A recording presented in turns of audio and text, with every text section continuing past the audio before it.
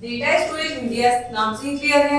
जैसे कि हम जो भी अपने वीडियोस, फोटोज, पिक्चर्स जिनको भी सेव करते हैं वो एक स्टोरेज कैपेसिटी में कहलाती है। और वो स्टोरेज कहाँ कहाँ हम स्टोर कर सकते हैं, अपने डेटा को हम कहाँ कहाँ सेव करके रख सकते हैं। तो आज हम इस चैप्टर में इस बारे में जानेंगे।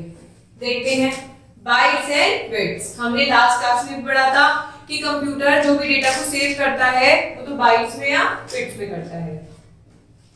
All the information, data and instruction inside a computer gets stored and processed as numbers. आप कंप्यूटर को जो भी डेटा, जो भी इंस्ट्रक्शंस देते हैं वो कंप्यूटर काम जिसमें करता है और जिसे प्रोसेस करता है वो नंबर्स में करता है। Computer use only 2 digit 0 and 1 for this purpose. इस पर्पस के लिए कंप्यूटर 2 डिजिट यूज करता है, 0 और 1। This is called the binary code and 0 and 1 are called binary digits. इनको हम binary code बोलते हैं और ये binary digits होती हैं। Bits are the short form of binary digits. Bits जो होती है वो short form होती है आपकी binary digit की। All sort of information from pictures and videos to word and sound can be stored as patterns of these 2 digits. आप कोई भी पिक्चर, कोई भी साउंड, कुछ भी अगर अपने कंप्यूटर में सेव करते हैं तो कंप्यूटर इन डिजिट की फॉर्म में ही, इन पैटर्न्स में ही कंप्यूटर इनको सेव करता है। Bits are rarely seen alone in computers. ये आपको कंप्यूटर में बहुत कम होगा जो अकेली दिखेंगी। They are generally grouped together into 8-bit collection called bytes. 8-bit के कलेक्शन को हम बोलते हैं बाइट। इसीलिए कहते हैं कि सिर्फ बिट, एक बिट मिलना मुश्किल है, आपको कोई भी डेटा स्टोरेज बाइट में ही मिलेगी।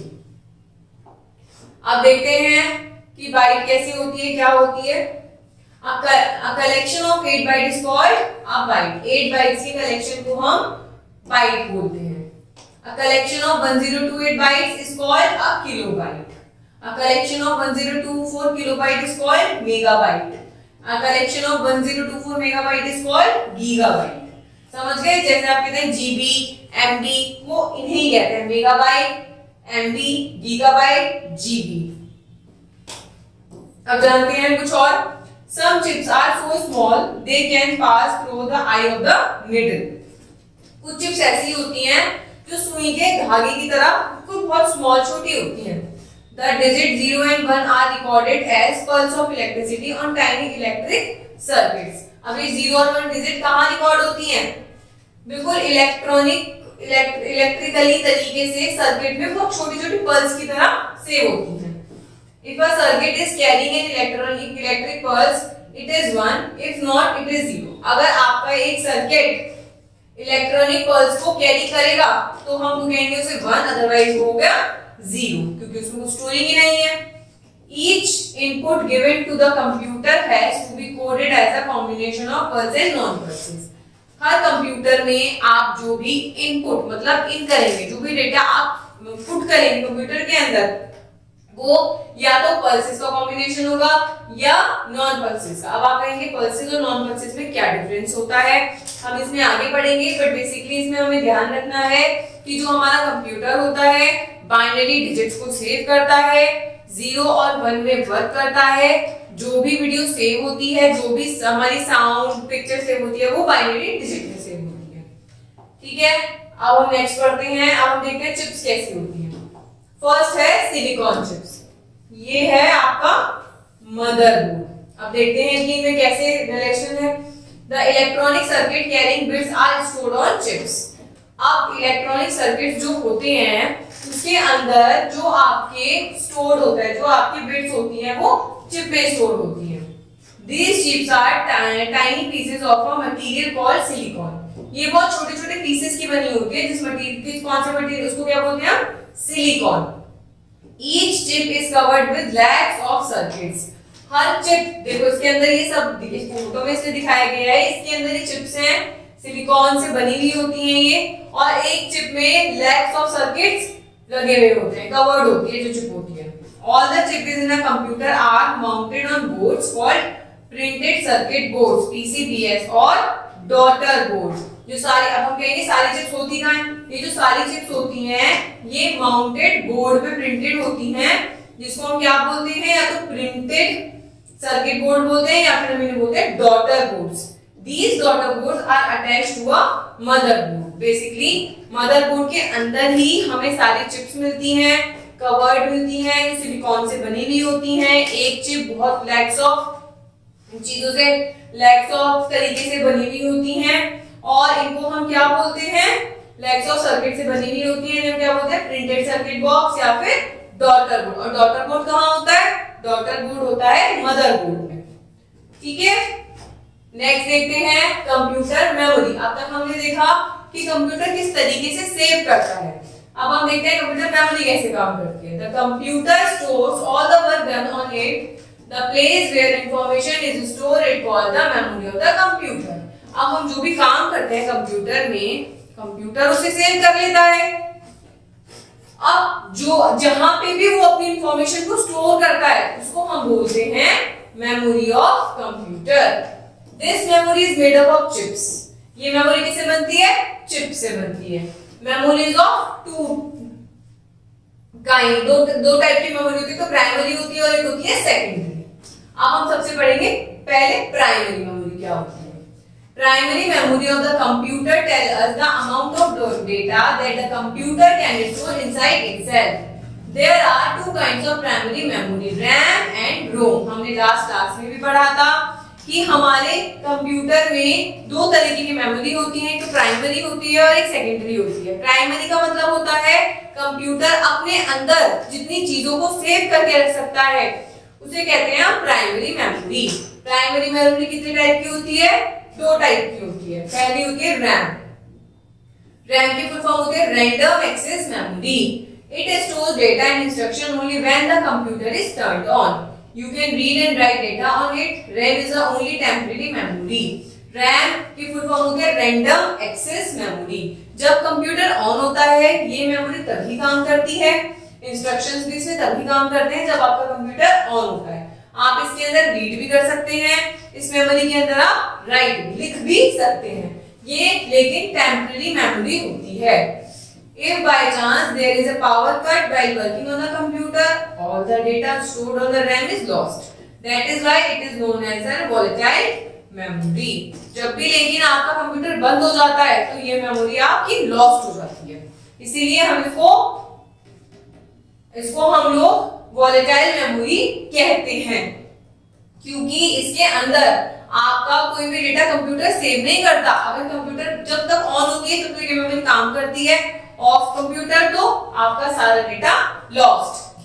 It is called RAM because when the computer process data it can randomly access और pick up any piece of data stored on the RAM. इसके अंदर इसको रैम इसलिए कहा जाता है क्योंकि जो भी इसके अंदर जो डेटा प्रोसेस करता है वो रैंडम तरीके से एक्सेस करता है।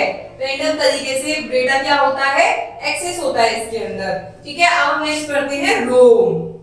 रोम क्या होती है, it refers to read only memory. नाम से क्लियर है, read only memory. It usually stored programs and instructions needed to run these programs which tell the computer how to work. इसके अंदर इस तरह के प्रोग्राम्स आप देखेंगे जिसके अंदर हम इन्हें बताएंगे कि कैसे आपके किसी प्रोग्राम को काम करना है। For example when the computer is booting up, जब भी आप कंप्यूटर ऑन करते हैं तो उसमें प्रोसेसिंग होती है, उसे आप क्या बोलते हैं, बूटिंग बोलते हैं। Instruction from the ROM tell the CPU how to get started. ये क्या करता है, इस मेमोरी का क्या काम होता है, ये कंप्यूटर को इंस्ट्रक्शंस देता है कि कंप्यूटर को आपको कैसे स्टार्ट करना है। It is called read only because programs stored on the ROM can only be read. One cannot write on the ROM, unlike the RAM. ROM के अंदर आप सिर्फ रीड कर सकते हो, राइट नहीं कर सकते RAM की तरह। ROM holds data permanently, पर इसके अंदर जो डेटा होता है वो हमेशा के लिए सेव होता है। The information on the ROM does not get wiped out when the computer is turned off. RAM में जैसे आपका कंप्यूटर जब बंद हो जाता है तो डेटा भी लॉस्ट हो जाता है, पर इसके अंदर ऐसा नहीं होता है। जब कंप्यूटर ऑफ होता है तो इसमें आपने जो भी डेटा सेव कर रखा है वो परमानेंट रहता है। अब तीन तरीके के रोम होते हैं। पहला होता है प्रोम, EEPROM और EEPROM। ठीक है, PROM का क्या काम होता है? This refers to programmable read only memory. ये होती है प्रोग्राम में read only memory. The information that is recorded on this can not be erased. इसके अंदर जो भी प्रोम के अंदर जो भी हम इंफॉर्मेशन देंगे, जो भी रिकॉर्ड होगी, वो डिलीट नहीं हो सकती। EEPROM का क्या होता है? ये होता है erasable programmable read only memory. In this stored information can be erased by exposing it to UV ultraviolet light. इसके अंदर क्या होता है? आप कुछ डिटेल्स को डिलीट इरेज कर सकते हो। और EEPROM के अंदर this refers to electrically erasable program read only memory. ये ई का मतलब होता है इलेक्ट्रिकल, फिर दूसरा ई है, इसका मतलब है इरेजेबल। ठीक है, the information written on this can be erased using electrical signals. अब इसमें अगर आपको कोई भी डेटा या कुछ भी इंस्ट्रक्शन को डिलीट करना है तो वो इलेक्ट्रिकल तरीके से ही डिलीट हो पाएगा, otherwise that data can not be deleted. अब पढ़ते हैं हम। अब तक हमने पढ़ा प्राइमरी मेमोरी। प्राइमरी मेमोरी कितने टाइप की हमने पढ़ी? 2 टाइप की, रैम, रोम। रोम भी हमने 3 टाइप के पढ़े। अब हम पढ़ते हैं secondary memory. Sometimes there is so much information that it cannot be saved in the primary storage devices. In that case, data can be saved outside the computer in a secondary storage device. This is called secondary memory. कभी कभी ऐसा होता है कि computer में इतना space नहीं होता है जितना हम उसमें सेव करने की कोशिश करते हैं। कभी कभी डेटा हमारा बहुत ज्यादा हो जाता है, तो उस टाइम में सेकेंडरी मेमोरी काम आती है। सेकेंडरी मेमोरी आउटसाइडर मेमोरी कहलाती है, क्योंकि ये कंप्यूटर के अंदर सेव नहीं होती, कंप्यूटर के बाहर किसी डिवाइस में सेव होती है, इसीलिए हम इसको क्या बोलते हैं? Secondary memory. Also data needs to be saved to be available for later use. In such a situation, we need to store information in the secondary memory device. अब फ्यूचर में यूज करने के लिए भी हमें अपना डेटा सेव रखना पड़ता है, इसीलिए हम सेकेंडरी मेमोरी का यूज करते हैं। A few examples of secondary storage devices are floppy disk, CD, DVD, pen drive, hard disk। ये सब क्या है? सेकेंडरी मेमोरी के एग्जांपल्स हैं। The amount of data that can be stored in any of these devices is called its capacity। अब इस device, कोई भी कितने तरीके की डिवाइसेस हैं, इनके अंदर आप डेटा किस तरीके से सेव कर सकते हैं, कितना डेटा सेव कर सकते हैं, वो इनकी कैपेसिटी पे डिपेंड करता है। It is measurable in megabyte. ये मेगाबाइट में आप मेजर कर सकते हो, मतलब एमबी में। 1 MB में कितने बाइट होते हैं? 1,48,576। और गीगाबाइट, जीबी में भी आप ये स्टोर कर सकते हैं, लेकिन ये मेजरेबल होती है, हम मेजर कर सकते हैं, हम देख सकते हैं कि हम इसके अंदर कितनी मेमोरी कर सकते हैं। देखिए आगे आपका हार्ड डिस्क है, आपकी चिप है, डीवीडी, सीडी डीवीडी है, पेन ड्राइव है, ये सब क्या है? आपकी सेकेंडरी मेमोरी है। हम पढ़ते हैं सीडी के बारे में। सीडी क्या होती है? हमने लास्ट क्लासेस में भी सीडी के बारे में पढ़ा है। It stands for compact disc. It is a round and shiny disc that can store and read data and programs. ये shiny होती है, देखो शाइन आ रही है इसके अंदर, राउंड शेप में होती है, शाइन होती है इसके अंदर। इसके अंदर आप अपने डेटा को रीड भी कर सकते हैं, स्टोर भी कर सकते हैं। There is a CD drive in a CPU to run a CD. A CD can hold a lot of data, 650 or more than this. CDs and DVDs are also known as optical disc. इसके अंदर अब आप कहेंगे कि CD हम run कहाँ पे करेंगे? हमारे सीपीयू के अंदर इस सीडी को रन करने के लिए एक प्रॉपर स्पेस होता है, जहाँ पे हम इसको इंसर्ट करके अपनी सीडी में जो डेटा होता है वो देख सकते हैं, स्टोर कर सकते हैं। सीडीज और डीवीडीज को क्या कहते हैं? ऑप्टिकल डिवाइस, ऑप्टिकल डिस्क भी कहा जाता है। अब हम पढ़ते हैं डीवीडी के बारे में। DVD stands for Digital Versatile Disc. It is a flat rounded disc. ये भी ऐसी ही होती है। DVD the same size as that a CD, but it has 4.7 inches diameter and 0.5 inches thick. मतलब जो बड़ी होती है इस तरीके से होती है 4.7 इंचेस, और जो थिक होती है, पतली या मोटी होती है, वो होती है 0.05। It can store a lot more data than CD. ये सीडी से ज्यादा डेटा को स्टोर कर सकती है। The capacity for different type of DVDs varies from 2 GB to 17 GB। अब डीवीडी की कैपेसिटी डिपेंड करती है कि इसमें कितना डेटा स्टोर हो सकता है, 2 GB से 17 GB तक। दे are used mainly for storing films, multimedia products. DVD required a separate drive in the CPU. आप इसके ये मल्टीपर्पज से यूज होती है डीवीडी। आप इसमें कोई भी गेम स्टोर कर सकते हैं, कोई भी साउंड स्टोर कर सकते हैं, कोई भी क्लिप स्टोर कर सकते हैं, पिक्चर स्टोर कर सकते हैं। और डीवीडी के लिए भी सीपीयू में एक अलग ड्राइव होती है तरीके से, ठीक है। However, a CD can be run in DVD drives, but a CD drive cannot run a DVD.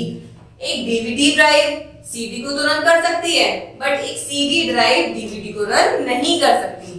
CPU में अलग अलग पोर्ट होते हैं, सीडी का अलग होता है, डीवीडी का अलग होता है। अगर आप सीडी के पोर्ट में डीवीडी चलाएंगे तो वो नहीं चल पाएगा, पर अगर आप डीवीडी के पोर्ट में इंसर्ट करेंगे सीडी तो वो वर्क कर जाएगी। अब हम देखते हैं नेक्स्ट हमारी hard disk drive HDD। It can hold more information than a CD and DVD give information much faster. The hard disk is a place inside in a CPU. You cannot remove or even see it. अब HDD hard disk drive क्या है? ये CD और DVD से भी ज्यादा data को store कर सकती है और आपको फास्टेस्ट तरीके से इंफॉर्मेशन भी दे सकती है, बट ये CPU के अंदर ही फिटेड होती है, आप इसको देख नहीं सकते।